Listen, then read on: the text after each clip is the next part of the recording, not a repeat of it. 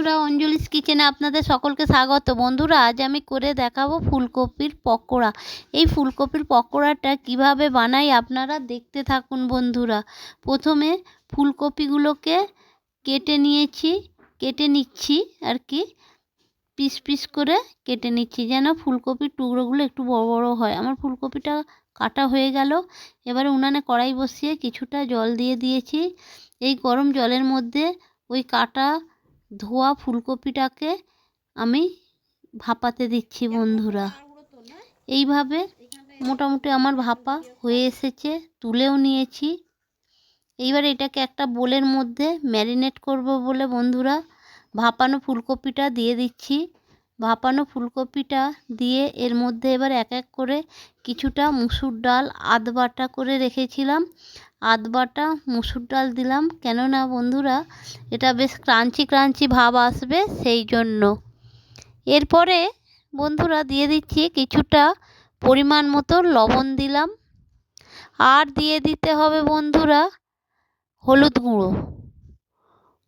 গুঁড়ো দিয়ে এক এক করে এর মধ্যে এবার দিয়ে দিচ্ছি একটু অল্প করে লঙ্কা গুঁড়ো, আর এর মধ্যে দিয়ে দেব বন্ধুরা আদা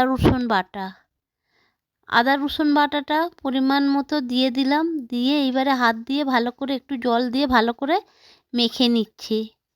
ভাপানো ফুলকপিগুলোকে দিয়ে মেখে নিচ্ছি। তারপরে কিছুটা পেঁয়াজ কুচি দিলাম আর দিলাম ধনিয়া পাতা কুচি দিয়ে এইবারে হাত দিয়ে ভালো করে নেড়ে চেড়ে নিচ্ছি বন্ধুরা। এইবারে কিছুটা বেসন গুঁড়ো দিয়ে দিলাম। বেসন দিয়ে এইবারে আবারও হাত দিয়ে এটাকে ভালো করে নাড়াচাড়া করতে হবে।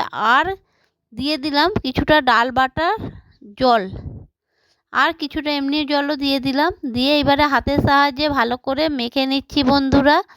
খুব আলতোভাবে মাখতে হবে, কেননা এটা একটু তো ভাপানো আছে, যদি ভেঙে যায় ফুলকপিগুলো তাহলে খুব একটা দেখতে ভালো লাগবে না।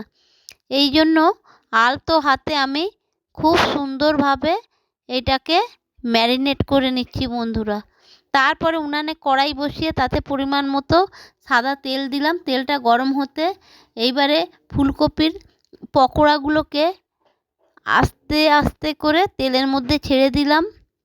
এইভাবে এক এক করে আমি পকোড়াগুলো ভেজে নেব বন্ধুরা। এর মধ্যে সবগুলো মোটামুটি পকোড়া দিয়ে দিয়েছি। এইবারে ভাজা হতে থাকবে, একটু ডুবো তেলে হলে ভালো হয়। এইভাবে আমি ফুলকপির পকোড়াটা ভেজে নিচ্ছি বন্ধুরা। এক পিঠ হয়ে গেছে, দেখুন কীরকম লাল লাল হয়ে গেছে, খুব সুন্দর ভাজাটা হয়েছে। আর এক পিঠ ভাজার জন্য উল্টিয়ে দিলাম। এবারে মোটামুটি আমার ভাজা হয়ে গেছে বন্ধুরা। আমি পকোড়াগুলোকে কড়াই থেকে তুলে নিচ্ছি একটা প্লেটের মধ্যে। আবারও কিছুটা মাখা ছিল সেই ফুলকপির পকোড়াগুলো আবারও কড়াইয়ে দিয়ে দিলাম, দিয়ে ভাজাও হয়ে গেল। আস্তে আস্তে করে তুলে নিলাম বন্ধুরা। দেখুন বন্ধুরা কত সুন্দর হয়েছে। তারপরে একটা ছোট্ট বাটিতে কিছুটা কাসুন্দি নিয়ে ফুলকপির পকোড়াগুলো সাজিয়ে দিলাম।